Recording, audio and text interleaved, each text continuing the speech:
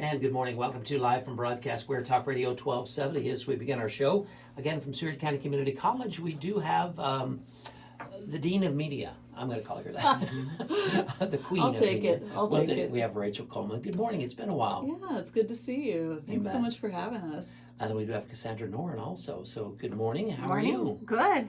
Surviving in the new carpeted area, enjoying the new look and feel of the library? Love it.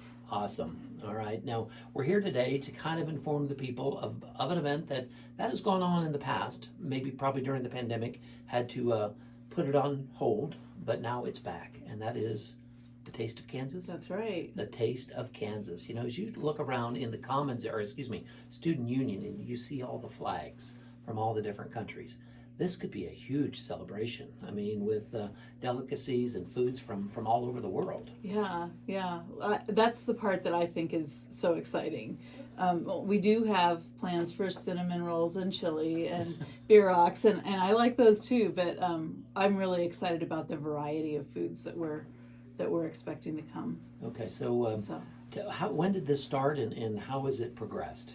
Because it did start in the library at one time.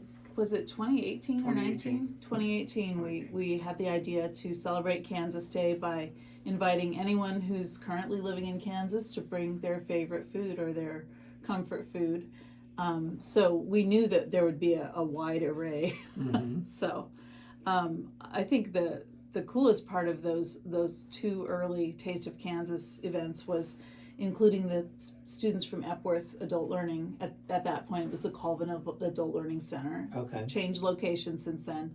But we had so many different specialty foods from different regions of Mexico and Central America and really all over the world. And that was just cool to see them show up with their food. And a lot of the folks who participated in that way, that was kind of a self-sacrificial thing for them. I mean, they don't have money to throw around, you know, so I enjoyed seeing that. Yeah. You know, and it's exciting because when you serve food, everybody comes to the table. It doesn't matter race, nationality, creed, everybody comes to the table, and the conversations, I'm sure, are lively. Yeah. Well, and we've been Cassandra's been drawing up floor plans of the student union to figure out, like, how do we make this all fit in there, because she's really in charge of it this year. So Okay. Yeah. So are you asking for people to commit so you can kind of we are asking people to commit. So bring a dish. I mean, it can be anything that is from your culture, from your childhood, from your family, or just something that you love to cook and that represents you in some way. Now, knowing you for several years, I know you spent some time in China. So you've been asked this year to bring what type of dish back? So I'm going to bring back my, it's sour and hot cucumbers. Okay. I think they're really good. They are. So They are. Yeah. So typically, if you bring a dish, how much do you bring? I know there's been, about 3 to maybe 350 people that do show up. We usually just tell people, bring what you would bring to a family gathering or a potluck supper, whatever kind of thing it is you do when you get together with people. So you don't have to make a monster batch. I mean, if you want to, that's wonderful. But if you're just comfortable making a really large batch of your favorite thing or just a normal batch, bring it and we'll serve it till it's gone. Okay. So, yeah. So this is open to the community then, Cassandra. Anybody can bring something in to share. correct. Yes. The more the merrier. Okay. So typically, about how many dishes or different dishes are served each since you've started this? It hovers around 50. Yeah. I would Around say. 50 different dishes. Wow. So if you go away hungry, it's probably your own fault. Right. You know. And we augment it just a little bit with some things that we have our cafeteria service, Great Western Dining, bring. They're really good at beer rocks. They're really good at cinnamon rolls, and so we're getting some large batches of those items from them. During the pandemic, we asked them if they would cook a Kansas Day meal, since we couldn't host Taste of Kansas, and they've embraced that so thoroughly that they are still doing it, regardless of whether we have Taste of Kansas or not. So, I mean, I count that as a win. Exactly. It gives more people more chances to experience the kind of classic small town menu that a lot of us grew up with. Now, do you have students? Because I know, looking at the sports teams and looking at, the quiz bowl teams. You have different nationalities. Do the students really get into this as well, other than just, students are going to eat. They love to Sure. eat. But I'm sure some may, bring something from their culture. Yeah, this year our Epworth adult learning students have already signed up, quite a few of them. And then our cosmetology students have embraced it this year, which is kind of new, They always participate in everything on campus, but they're actually going to cook this year, so That is we're awesome. excited for them. Now, when is this for those that? It's next Monday, Okay. the 30th. The 30th? Kansas Day is the 29th, but falls on the Sunday. weekend. So our event is on the 30th, Okay. Monday. What time will you start, and where will it be held? 11 to 1 in the Seward County Community College Student Union. Okay, right there in front of the bookstore in that general Yep. area there. Yes. Okay, so now I can see why you're planning. If you've got 50 dishes, where am I going to put all these tables and everything else? So, do people bring like cultural drinks as well? I mean, I've never had horchata until the last 3 or 4 Right. years. We had one group bring some of that in previous years. I don't think we're going to fool around with that this year because we're really just wanting to concentrate on making sure that there's plenty of good food, and so if people wanted to bring a beverage, we sure wouldn't turn them away. But yeah, we're kind of looking at this as a rebuilding year, and just wanting to make sure that people understand the point of it is community and conversation and getting to know each other, and using kind of food as a vehicle for that. And we all do that at family gatherings. Where do you stay after the meal? You sit at the table and you talk, or you play cards, or you do play board games, or do a puzzle. I mean, we all gather around the table with food being the center of that. So this is going to be exciting. This coming up Monday, starting at 11 o'clock. How does somebody notify you if they would like to bring, and I hear through the grapevine there might even be some baklava coming. Have you twisted a board member's arm to bring some baklava? Yes, they're Good. Yes. Good. Yeah. That is So, phenomenal. but you got to get there early if you want it, because Definitely. I think that's going to be a popular dish. I don't know what happened. I used to be her taste tester. She used to bring me a sample, but I'm going to have to twist her arm now. So. You should have employed the method that my husband used when we were first married, and I was learning how to make sweet potato pie for him. It's Okay. his favorite, and it was completely foreign to me. So the first time I made it, he's like, "Oh, this is pretty good. It seemed like Sister So-and-so always put a little bit of lemon peel in her." So I was like, yes. So the next year I tried again, and I added a little lemon peel, and then he said, "Oh, a little bit more cinnamon." And this went on for several years before it dawned on me that the constant suggestions for how to improve it were simply a way to make sure that the pies kept coming. So Okay. I don't know. Okay. Now that it's been on the radio, it probably won't work, and I'll you'll just treat have in to trouble. plead. You'll have to plead for more baklava. But, Okay. Well, I've got a cell number that I can text to. So, yeah. but what time would you like the food there? For those that are coming in from the outside, going to start serving at 11, so probably 10ish. Yeah. Okay. Anywhere between 10 and 11 would work. Okay. Do you encourage them to maybe decorate if it's baklava, if it's the sweet and spicy cucumbers, to kind of maybe have what country it's from, or some signage, things like that? We make signage for Okay. all of it, including like why it's special, and so that they don't have to worry about that. Just bring the dish. Just bring the dish. Yeah. And this is open to the public to eat, to sample, Yeah, things like that? we want to welcome people to come. Of course, we're not going to turn anyone away and say, "Well, you didn't bring a dish, so you can't eat." But we do encourage people to bring something if they're able, just so that we can extend the event longer. Once the food is gone, people start to drift away. But yes, it is open to the public, and we want people to come and get to know our students and get to know each other, and just celebrate Kansas Day together. You bet. What's exciting is this is January 30th, of course. Tuesday's the 31st. February 1st on Wednesday kicks off Black History Month, and Right. they always do a phenomenal taste festival. Mm-hmm. This would be an opportunity for some of those cooks, Faye Alsa, Mm-hmm. Christine Hammond, just to mention a couple of names, to maybe No pressure. well, let's try this new recipe, but let's try it out on the college Right. kids first, and then bring it to the taste festival a couple weeks later. So encouraging everybody, all nationalities, to bring a dish. Like I said, a lot of us were born and raised right here, but we do have history in another part of the world. So maybe talk to mom, talk to grandma, and see what you could bring. That's right. So, All right, anything else about the Taste Festival you'd like to mention?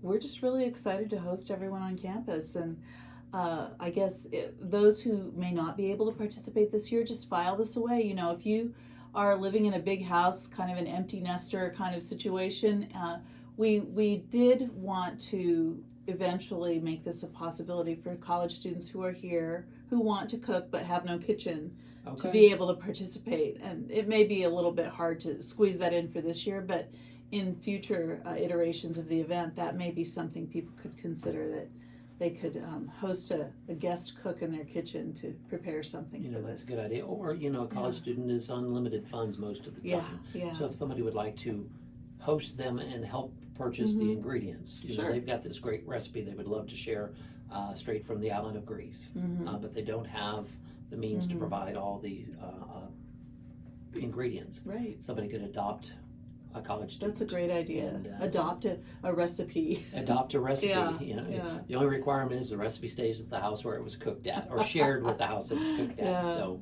but this will be fun. Monday, January 30th, 11 to 1. Yeah. In the Student Union of Surrey County Community College. Community is welcome to bring recipes, bring dishes.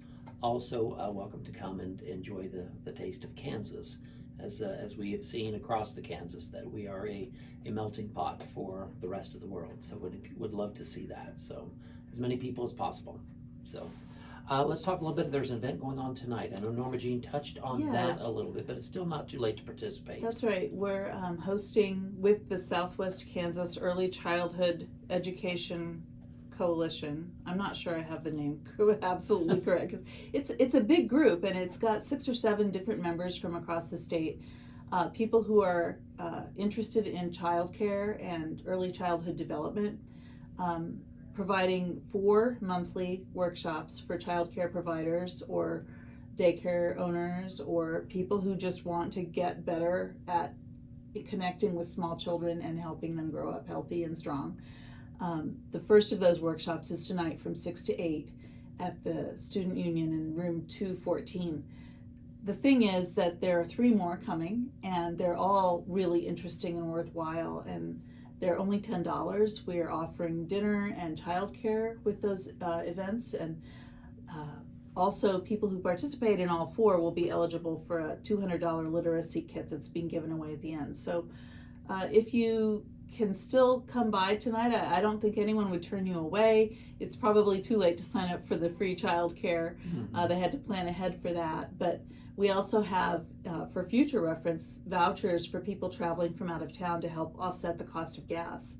So it's a very generous, open-hearted event, and we know that there's a dire need for childcare in our community. People have told us in many forums and many settings that we need this. So I think this is a great opportunity to explore whether that's for you, and also if you're already providing childcare, get some resources to help you do it well.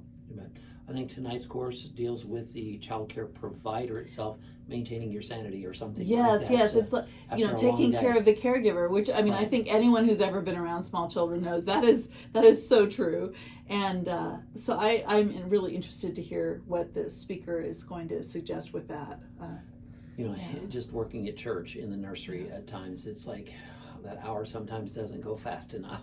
So, and then you pick up and then you start your day over. Yeah. So this will be a great course for those thinking about it. And I believe there are some that have experience in daycare that have already signed up, so they may be able to share on how they maintain after the kids have gone home. Yeah, it's a great way to kind of hook into a little community of people who are doing some of the same things you do, and that's always great to have that support. So just think about it, and if you're not able to come to tonight's event, don't write it off. We've got more coming for the next 3 months. Okay. So. All right. I want to jump back to the taste of Kansas and ask a kind of a personal question.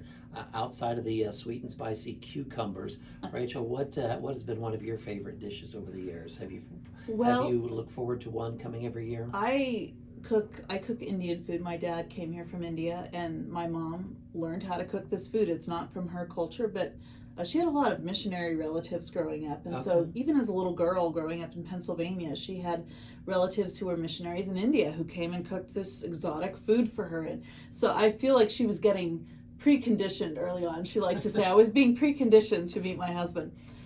So she's bringing chicken curry, which is the ultimate comfort food. You know, we always had that growing up. And then I'm making samosas, which are little kind of like hand pies or kind of like empanadas. They're a triangular pastry filled with spicy meats and vegetables. In my case, I'm just making vegetables samosas.